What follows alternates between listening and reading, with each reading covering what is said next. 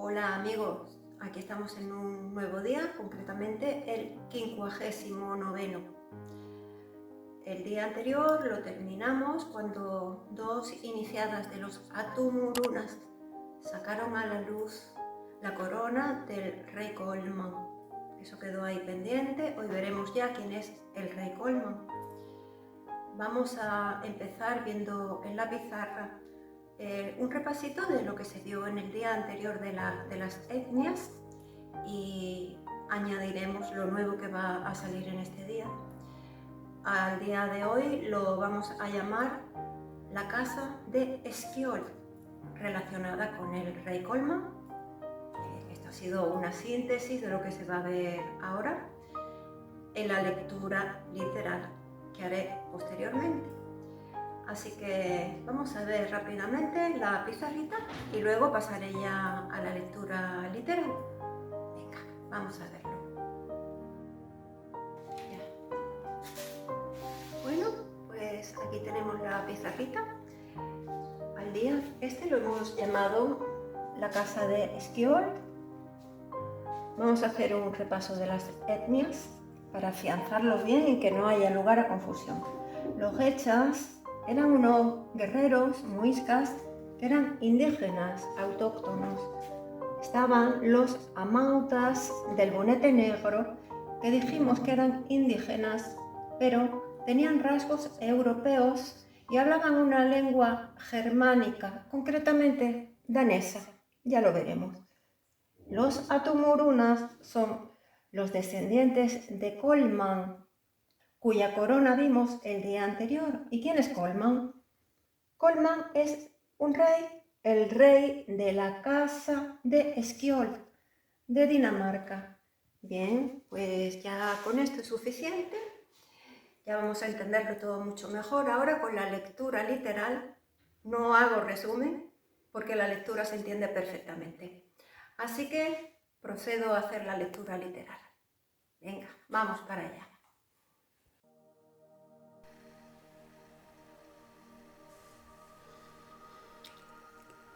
Quincuagésimo noveno día, al que hemos llamado la casa de Skjold.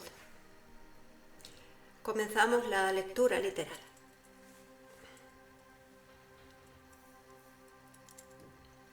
Y dice: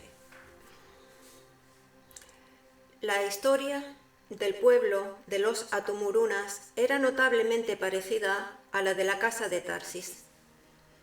El anciano Tata Inga se la refirió a los hombres de piedra con mucho detalle.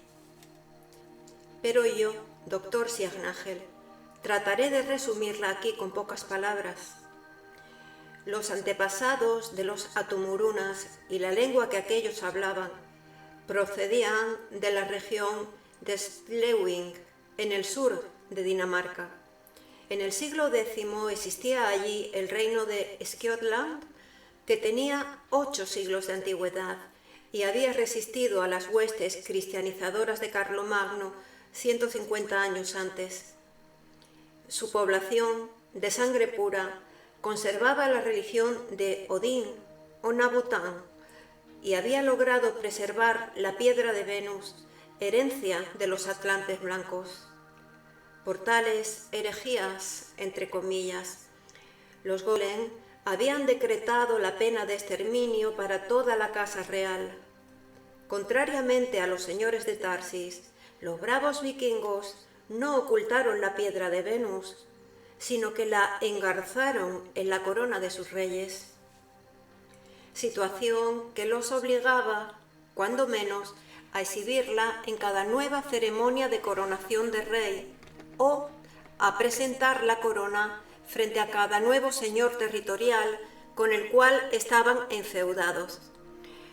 No obstante tal comportamiento imprudente, los skjoldanos consiguieron mantenerse libres hasta los tiempos del rey de Alemania, Enrique I el Pajarero.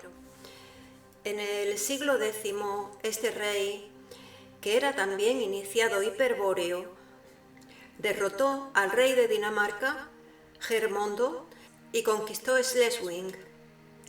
Según su costumbre, estableció una marca fronteriza en la región y para tal fin nombró margrave al rey de Esquioslán, sin importarle si sus súbditos eran o no cristianos.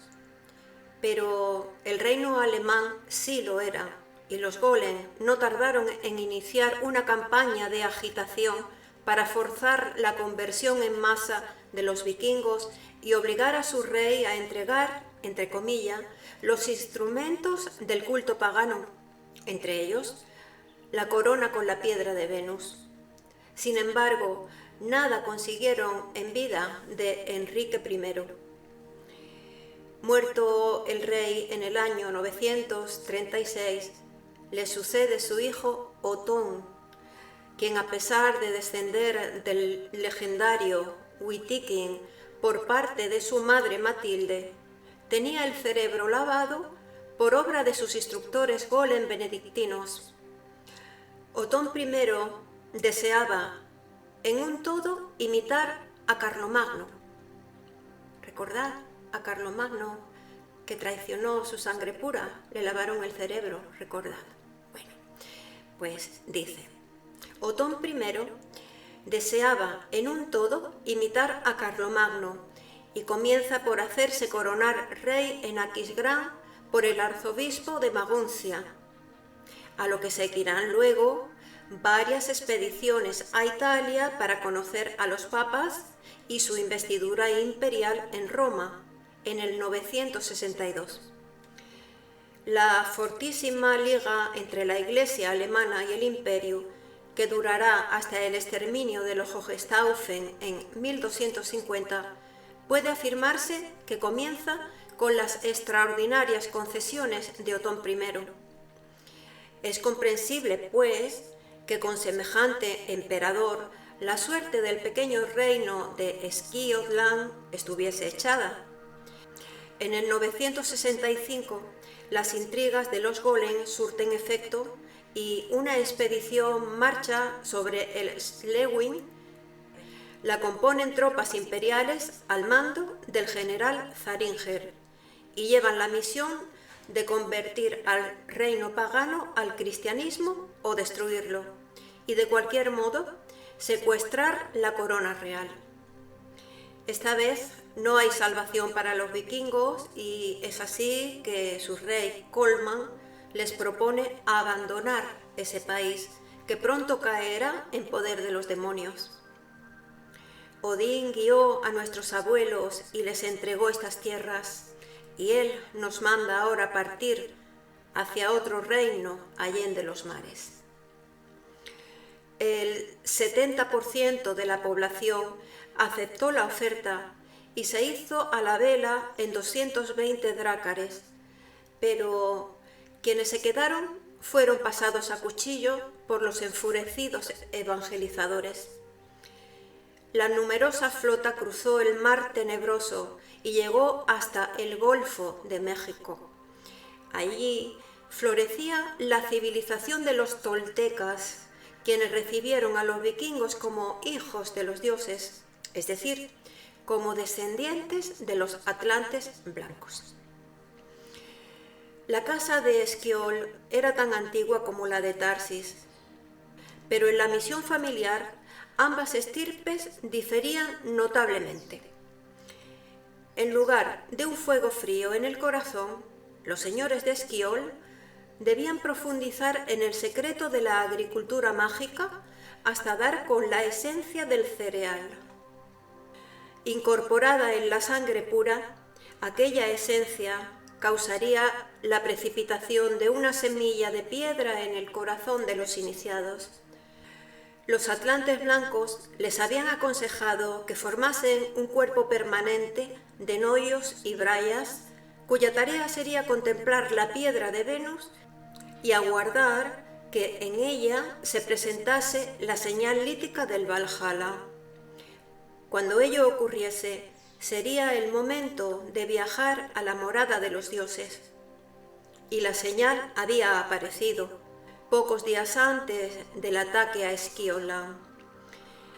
En la piedra de Venus, una braya consiguió ver un paisaje megalítico a orillas de un enorme lago.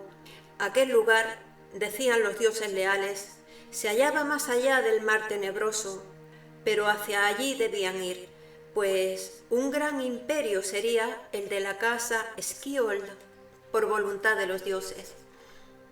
Y fue por eso que se hicieron a la mar en los 220 drácares.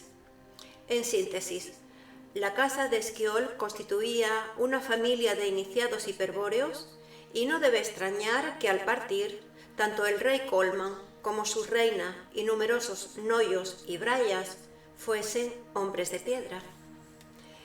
A pesar de haberse impuesto sin problemas a los toltecas y de contribuir profundamente a mejorar su civilización, 10 años después el pueblo de Colman continuó su viaje hacia el sur, quedándose con los toltecas aquellos que habían cometido el, entre comillas, pecado racial de aparearse con ellos. Navegarían hasta Venezuela. Marcharían luego en dirección al oeste, atravesando Venezuela, Colombia y Ecuador, y llegarían hasta Quito, desde donde navegarían nuevamente con rumbo al sur. Desembarcarían en Tacna y subirían las montañas del este hasta ganar la meseta de Tiahuanaco y el lago Titicaca. Era este el lugar que indicaba la piedra de Venus. En Tiahuanaco, los esquioldanos encontraron una ciclópea ciudad de piedra a medio construir, una especie de obrador de los atlantes blancos. Junto a las ruinas edificaron una población que sería cabeza de un imperio, y en la isla del Sol levantaron un templo a la deidad local, ya que ellos mismos se habían presentado a los collas, aymareas y otros indios como hijos del sol. El imperio vikingo de Tiahuanaco prosperó y se expandió hasta el siglo XIV, hasta que se desató la segunda parte del drama racial de la casa de Skjold. En aquel siglo, en efecto, los esquioldanos, a quienes ya se denominaba atumurunas por su piel blanca y su predilección por la luna fría, habían dominado a todos los pueblos de indios que habitaban en las cercanías. Uno solo se resistía, y no por sus propios méritos, sino porque los atumurunas dudaban entre saberlos libres y lejos o someterlos al vasallaje y tener que tratar con ellos. Ese pueblo era el de los diaguitas, y la aprensión de los vikingos procedía de un rechazo casi epidérmico, esencial a las costumbres y cultura de aquellos. El caso era que si bien la masa de indios pertenecía efectivamente a las etnias americanas, la casta noble y sacerdotal que los regía tenía origen mediterráneo o con más precisión provenía de Medio Oriente. En los museos de Santiago del Estero, Catamarca, Salta, Tucumán o Tilcara pueden verse hoy en día cientos de cerámicas y torteros escritos en arameo y hebreo que aseveran esta afirmación. Así es, dice Belicena, doctor Siegnagel, la nobleza diaguita ostentaba la más rancia prosapia hebrea, y sus sacerdotes se consideraban como los más celosos defensores del pacto cultural y del sacrificio al uno. Profesaban un odio mortal contra los vikingos y vivían permanentemente hostilizando las fronteras del imperio, pero siempre se los había controlado, por lo menos hasta el fatídico año de 1315. Ese año, un alzamiento generalizado de tribus diaguitas se produjo desde la quebrada de Humauca hasta Atamaca, en Chile, sin que hubiese un motivo justificable por parte del imperio. Las noticias que llegaban indicaban que el gran cacique Cari había recibido la visita de dos enviados del dios Uno, Beraj y Birchaj, quienes los incitaron a la guerra contra Tiahuanaco. Ellos le aseguraron el triunfo porque los diaguitas, decían, pertenecían al pueblo elegido por él y no podían perder. Motivados de esta forma, los feroces indígenas avanzaron irresistiblemente tras los límites del imperio y sitiaron Tiahuanaco. Los vikingos finalmente buscaron refugio en la Isla del Sol, mientras que los atumurunas iniciados, es decir, los hombres de piedra, se introducían en la caverna secreta Atlante de la Isla de la Luna, Coati. Los vikingos nada pudieron hacer contra la alta estrategia aplicada por los demonios Beraj y Birchaj, que guiaban a los diaguitas y acabaron cayendo en el cerco que el enemigo cerró en torno de la Isla del Sol. Tomados prisioneros por miles, los esquioldanos fueron pacientemente degollados uno a manos de los sacerdotes hebreos diaguitas. Al llegar a esta parte del relato, el Atumuruna Tata Inga señaló un relieve rúnico en la pared y preguntó: ¿Molay? ¿Kiblón? ¿Significan algo estas palabras para ustedes? Porque los sacerdotes diaguitas, cada vez que degollaban a un prisionero de oreja a oreja, procurando que la sangre cayese en el lago, gritaban: por Molay, por Kiblón. Nuestros antepasados escribieron con runas esos nombres, que para ellos no tenían sentido, pues deseaban que algún día sus descendientes aclarasen el enigma. Los hombres de piedra quedaron mudos, clavados en su sitio, pero pensaban: qué terrible es la ilusión del gran engaño, qué diferente es la misma realidad vista desde otra perspectiva. Aquel de 1315 había sido un buen año para la casa de Tarsis. Se presentó el señor de Venus y aprobó todo lo actuado contra los planes de la Fraternidad Blanca. La acción de la casa de Tarsis y del Circulus Dominicanis causó la destrucción de la Orden del Temple y con ellos, con la hoguera de Jacques de Molay, desapareció por el momento el peligro de la sinarquía universal del pueblo elegido. También la venida de Kiblón se retrasaría 180 años, y en ese año los valentininos se radicaron en Turdes. Sí, 1315 fue un año fausto que aún recordaban con simpatía los señores de Tarsis. Inclusive se llegó a decir que era uno de los mejores años de la historia de la casa de Tarsis. Y ahora comprendían que para sus hermanos esquioldanos aquel fue un año nefasto, el peor de su historia. El enemigo tomó entonces contra ellos una venganza atroz. De allí que dijeran en cada ejecución: por Molay, por Kiblón, remedando a Charles de Tarsis cuando decía a los golem que iban a morir en las hogueras de Sens, por Nabután y la sangre de Tarsis. Malditos golem, malditos miembros del pueblo elegido, malditos Vera y Birsa, una nueva cuenta para saldar en la batalla final. Dice Belicena: continuaré con el relato resumido, doctor Signagel. Solo agregaré que desde entonces, 1315 sería considerado año de luto para la casa de Tarsis.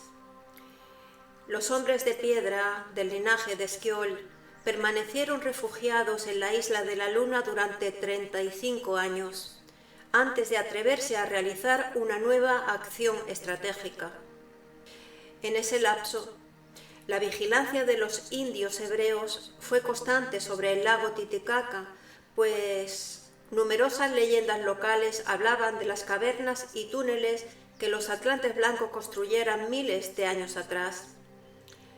Ellos sospechaban que algunos atumurunas podrían haberse ocultado allí. Sin embargo, las brunas de Nabután constituían un obstáculo insalvable aun para los poderes de los demonios Veraj y Virchar, seres carentes de espíritu increado, y casi nadie que no fuese iniciado hiperbóreo volvería a ver jamás a los atumurunas. En verdad, los sobrevivientes eran muy pocos, aunque los acompañaban un número mayor de los miembros de la raza mestiza a los que pertenecían los amautas del bonete negro. Esa raza se había formado por la mezcla de la sangre vikinga y los indios que habitaban en Tiahuanaco a la llegada del rey Colman. Empero, no obstante el mestizaje mencionado, los vikingos trataron siempre de conservar la sangre pura e impusieron una ley por la cual solo eran nobles aquellos que descendiesen del linaje de Skjold. De ese modo, la pertenencia a la nobleza exigía el casamiento entre integrantes de la raza conquistadora. Los mestizos, aunque eran parientes de los vikingos, quedaban excluidos de la nobleza, pero no así del derecho a participar del misterio de la sangre pura. Vale decir, que los mestizos podían acceder a la iniciación hiperbórea, facultad que acabó dividiéndolos a su vez en iniciados, es decir, amautas del bonete negro, y quillanuras, o sea, hombres lunares o pueblo de la luna. Los sobrevivientes de la matanza de Agita se componían de una docena de atumurunas y un centenar de quillanuras. Cuando creen disminuido el peligro 35 años después, los atumurunas deciden ocupar el camino de los dioses, una antiquísima ruta del Imperio Atlante que iba desde Tiahuanaco hasta el Mar Caribe.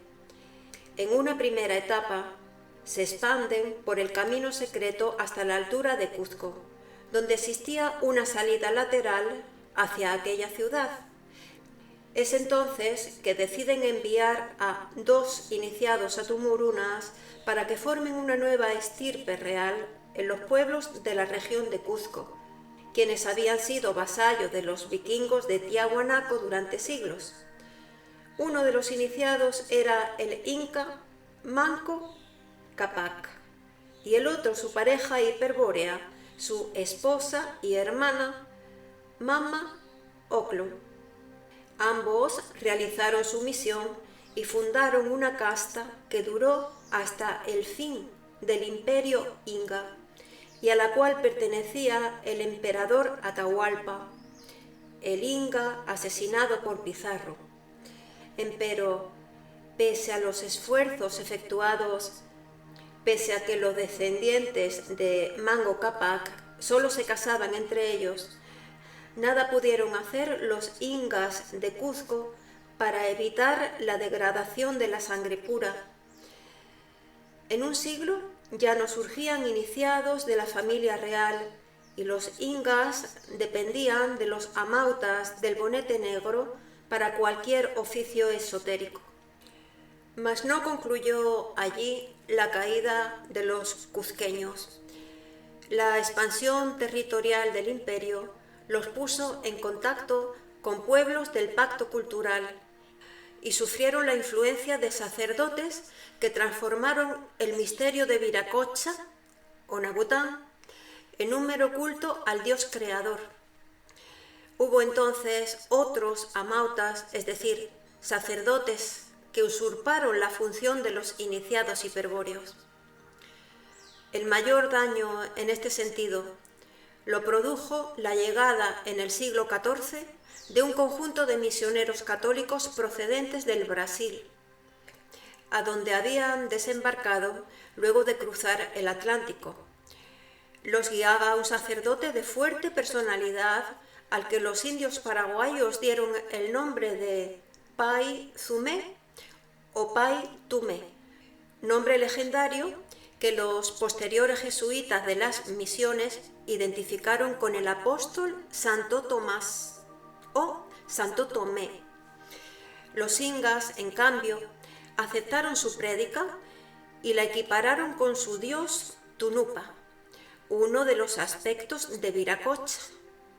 Las certeras medidas que tomó para destruir la religión de los atumurunas indican que no había arribado al Cuzco por mero azar, sino que era un enviado de la Fraternidad Blanca. Aquel sacerdote logró imponer el culto a la cruz, al crucificado, a la Madre de Dios y a la Trinidad de Dios, creencias que aún se mantenían más o menos deformadas en los tiempos de la conquista española. Esto fue sin dudas nefasto para la vitalidad espiritual de los ingas, pero el mal más grande provino de la introducción del sacrificio ritual y del cambio del significado de los apacheta. En la época del imperio de Tiahuanaco, un atumuruna llamado Sinchiruca enseñó a los indios una variante del culto del fuego frío.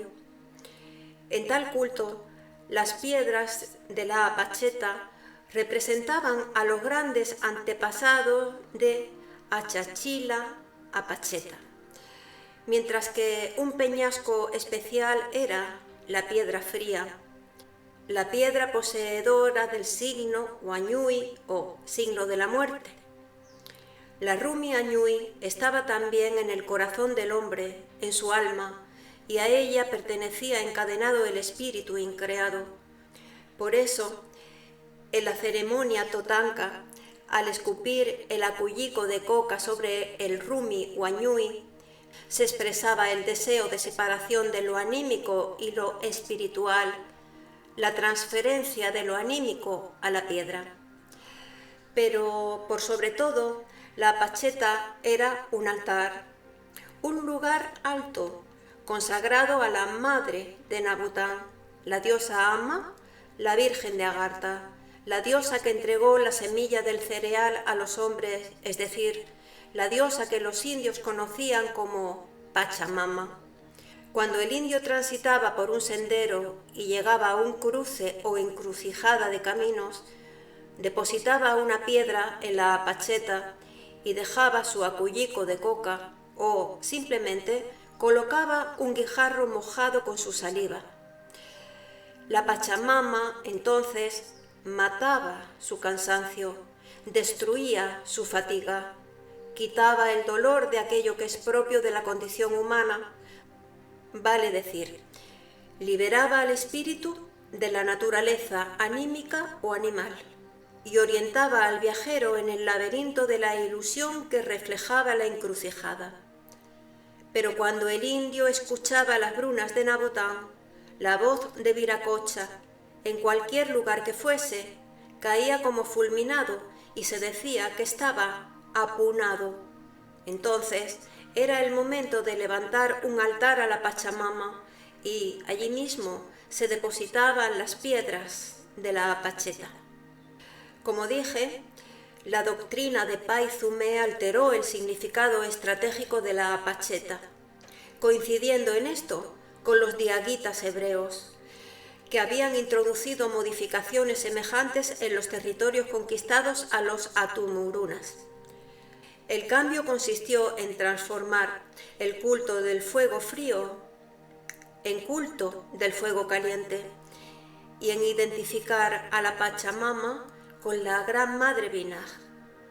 Se convirtió de este modo, al estilo de la decadencia romana, la apacheta en un altar de dioses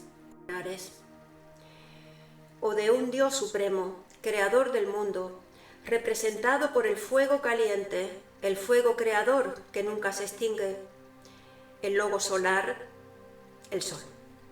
Y sobre la apacheta reinaba ahora una Pachamama Vinaj, Madre Tierra, Chatki, Madre Creadora de las cosas, diosas del amor a la que convenía sacrificar para que interviniese ante su esposo, el Creador uno. La Pacheta perdió desde entonces su carácter estratégico y orientador hacia el origen y fue, para los ingas de Cuzco, un objeto del pacto cultural, un instrumento de idolatría de los sacerdotes de la fraternidad blanca, los nuevos amautas. Tal proceso de decadencia espiritual resultó catastrófico para los atumurunas del lago Titicaca, que igualmente no lograban preservar la sangre pura y se enfrentaban día a día con el peligro de la extinción racial. Su presencia se reducía ahora al ámbito del camino de los dioses, al que terminaron ocupando casi por completo, y a la ciudad de la luna, en la caverna secreta de Cusco. Su presencia se reducía ahora al ámbito del camino de los dioses, al que terminaron ocupando casi por completo, y a la ciudad de la luna, como no fuese para transmitir alguna información esotérica a los ingas, mas sus apariciones eran temidas, pues se los consideraba como anunciadores de males, presagiadores de desastres, etc. Sus enviados eran los amautas del bonete negro, quienes tampoco se hacían ver demasiado e inspiraban idéntico temor. Bien, continúa Belicena y ya para ir terminando, dice: conviene aclarar, doctor Signagel, que una vez ocupado el camino de los dioses, solo fue utilizado para desplazarse por los amautas del bonete negro. Los atumurunas empleaban, en cambio, un sendero subterráneo que atravesaba la cordillera de los Andes de extremo a extremo y tenía el mismo trazado que el camino de los dioses, es decir, que se extendía por debajo de este. Existían entradas secretas verticales que comunicaban el camino de los dioses con el túnel cordillerano, por las cuales aparecían los misteriosos atumurunas.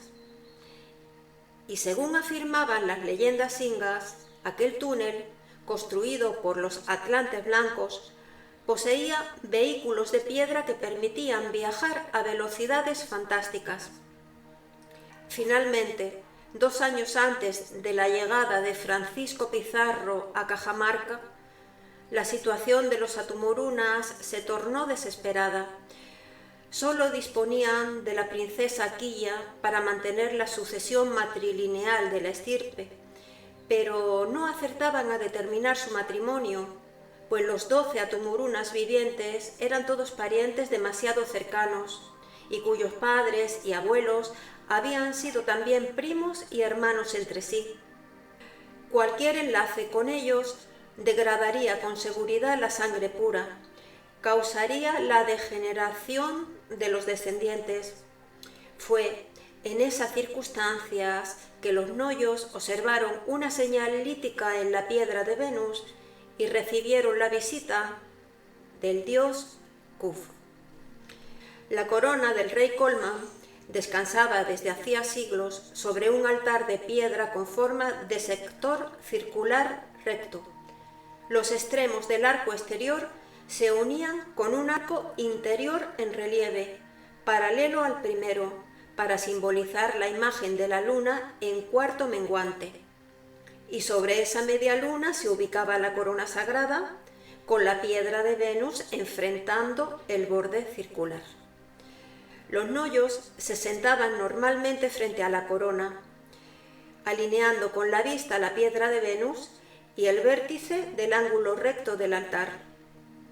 A diferencia de lo ocurrido con los señores de Tarsis, quizá a causa de la endogamia, los 12 noyos atumurunas fueron capaces de proyectar la señal lítica en la piedra de Venus. Reconocieron así un paisaje megalítico que, si bien quedaba a miles de kilómetros del lago Titicaca, no implicaba travesías marítimas y selváticas como las protagonizadas por los iniciados españoles. Lo que se veía, en efecto, era una réplica de las rocas del Esterteine, la montaña sagrada de los germanos situada en el bosque Teutoburger-Wald. En verdad, existen varios Esterteine en el mundo, todos semejantes al de Alemania, y todos poseedores de las brunas de Nabotán. El que se observaba en la piedra del Valhalla de la corona del rey Colman se encontraba cerca de la quebrada de Humahuaca, en el actual territorio de la República Argentina, en un lugar llamado hoy en día Valle Magno, al pie del Cerro Calibur. De eso, los atumurunas no abrigaban ninguna duda. Lo que faltaba determinar era ¿qué significaba esa imagen? ¿Acaso tendrían que viajar hasta el Esterteine yuyeño? Podría ser. Cerca de allí, según afirmaba una tradición familiar, había una entrada secreta que conducía al Valhalla, o Katagar, previo paso por la puerta del sur. Las respuestas las ofrecería el dios Ko. Aquí termina Belicena este día. Bueno, hemos avanzado un poquito más en la narración, la continuaremos ya en el próximo día, que será el día 60. Muchas gracias a todos los que habéis tenido la constancia, paciencia, valor, voluntad y orientación de avanzar conmigo en la lectura hasta aquí. Me despido ya hasta el próximo día. Como siempre, os mando un fuerte abrazo y mucha fuerza para resistir en estos momentos históricos tan convulsos y difíciles que estamos viviendo. Un fuerte abrazo y hasta el próximo día.